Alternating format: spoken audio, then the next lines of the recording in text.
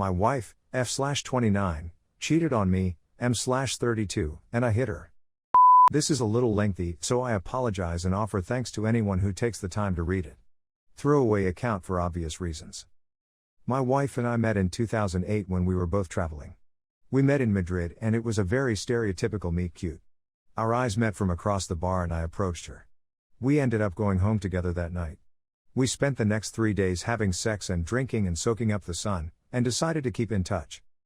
She went home and I finished my travels and we began a year-long LDR before I moved to be with her. Over the course of the LDR she divulged to me that she had cheated on a previous boyfriend and felt bad about it, but felt his choice to dump her was over the top and that cheating wasn't always a silver bullet, especially since it was only a kiss. I realize now that she was sizing up my reaction and almost certainly cheating. This I can actually forgive and let go because LDRs and it's in the distant past, but not what happened last week. I told her at the time it was a deal breaker, and if I caught her so much as flirting with another man I would dump her. There are two absolute no-nos in a relationship: no violence and no cheating. A year after I moved we got married, and a year later again she fell pregnant. I was overjoyed. She seemed distant and sad and anxious the first 2 months after finding out, and eventually, after I poked and prodded, she broke down and told me she had a one-night stand around the time of conception and the kid might not be mine. I was on a plane back home 2 days later and didn't speak to her for a month. I ignored all her messages and calls, but eventually I caved and we talked. She said she was going to get an in utero paternity test and if the baby wasn't mine she would abort, but that she wanted me to come back first.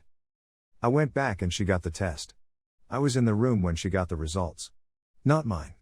I told her she was scheduling the appointment that day or I was going to a divorce lawyer as soon as I left the hospital. She scheduled the appointment for a week later.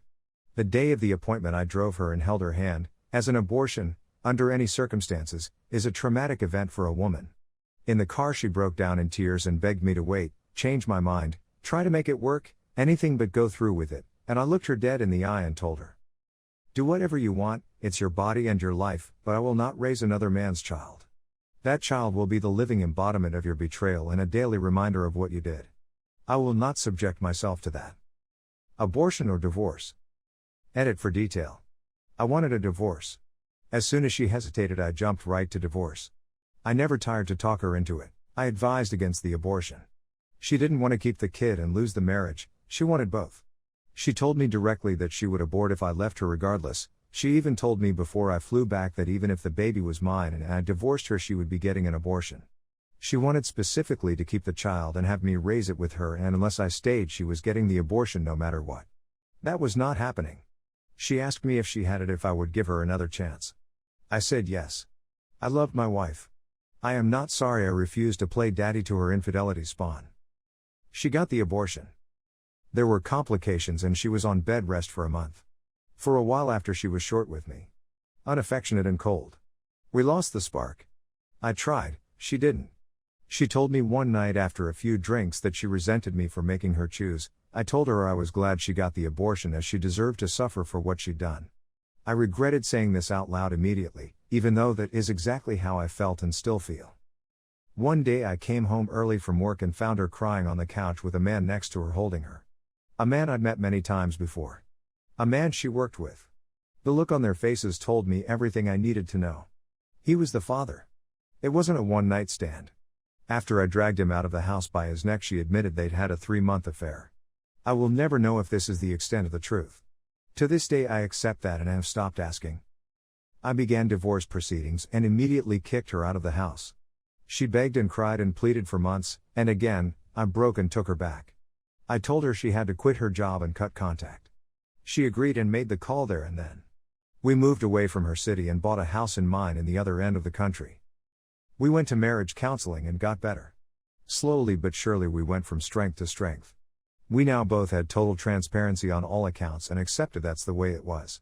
As time went on I stopped looking on her phone. Things were great between us. Our sex life was great, we both traveled and went on lots of trips, and started talking about having kids. We tried for 2 years to conceive a child and it hadn't happened yet, but the practice was a lot of fun, so what the hell. This was the case for years. I was completely unguarded and my defenses were down when the most recent event happened.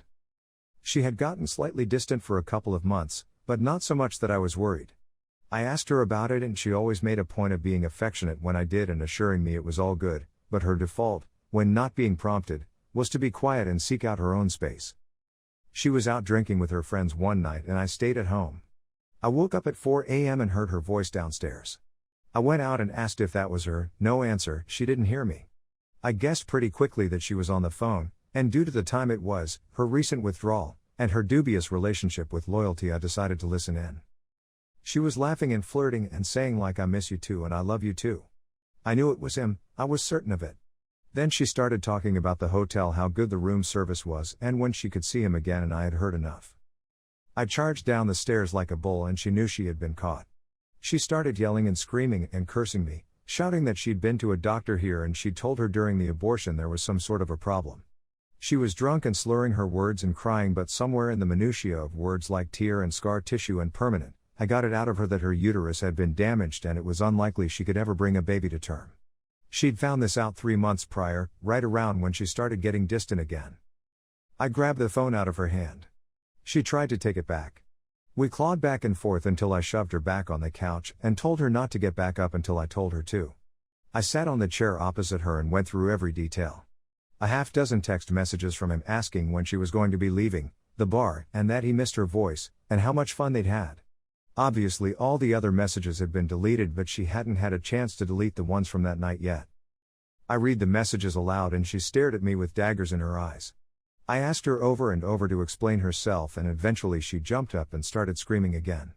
She screamed that she'd taken a day off work and duffed to meet him halfway and they in a hotel all day.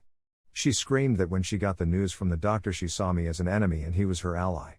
She screamed at me that she wasn't sorry and that I'd ruined her life. I yelled back that I was glad she got the abortion and if I could kill him and take that away from her too I would. She slapped me across the face. And I slapped her back. Hard. It was open-handed, but proportionally much harder than she hit me. She fell back onto the couch and looked at me stunned and in disbelief as she held her face and began. She reached for her phone and eyed away from her, before throwing it and smashing it against the wall. I went up to my room and paced back and forth, and she sat downstairs crying, and that's where we stayed until morning.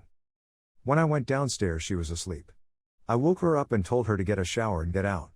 That I'd already made an appointment with my lawyer to file for divorce and she wasn't staying in the house while I was gone. She sobbed and begged me not to go through with it. She said she was drunk and didn't mean it. Said she only made up the story about meeting him to hurt me and I was her one and only and blah blah blah. She said she was sorry she hit me and didn't want an apology for me hitting her back, that she deserved it. I agreed she deserved it and told her it was good she wasn't waiting for an apology because she would be getting one. That was last week. This week she's back living with her parents. She calls me every day. 10 times a day. She sends lengthy, weepy text messages that I don't read or reply to, as my lawyer says I shouldn't contact her unless through him. I'm going forward with the divorce. FML. Edit, an important note I left out, that I have answered on numerous comments and it wasn't until someone pointed out I should have mentioned it in the op. She stated she had no interest in raising the baby alone. If I divorced her she was going through with it. She didn't want to keep the baby and I made her get rid of it. She wanted us both to keep it and be the father to the child of the man she cheated with. At this point I still believe the pregnancy was due to a one-night stand she had a weekend away with the girls. She was not on a weekend with the girls.